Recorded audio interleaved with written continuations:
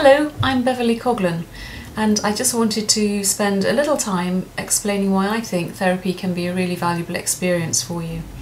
I imagine you, like me, have heard people say, oh, I had therapy once and it really wasn't helpful, it was rubbish, it just didn't work for me. And I often wonder why. I mean, what is it about you, or what is it about the therapy that made it so unhelpful? And pondering on this, I think it's because there are perhaps certain really essential ingredients that are missing, that means that it's not a constructive process.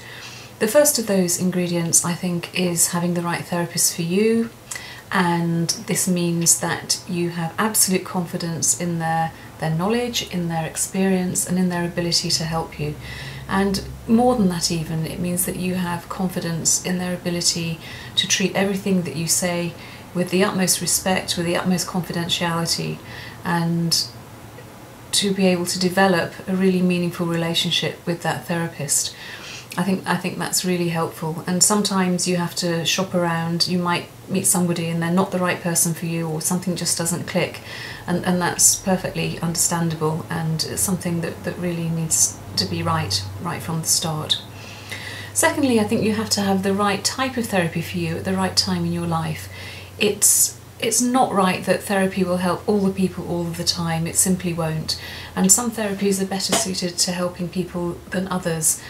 For example, I practice cognitive behavioural therapy, which works on the premise that our thoughts and our behaviours are inextricably linked to our emotions, and also vice versa.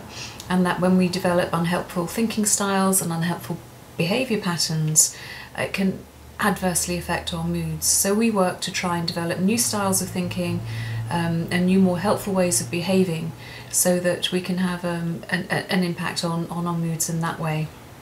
And it really isn't just about thinking positively all the time. If it were that simple, I think you would have done it by now. So that really isn't the case.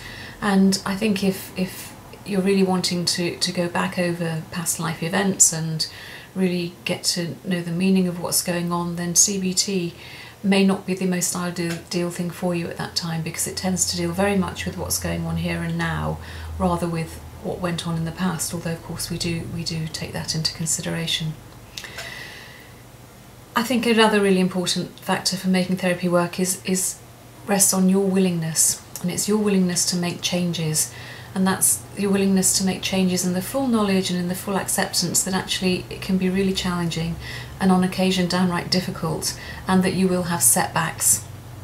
And it's a little bit like really learning to play the guitar. You might go along to a guitar teacher and come away from the sessions and not practice in between.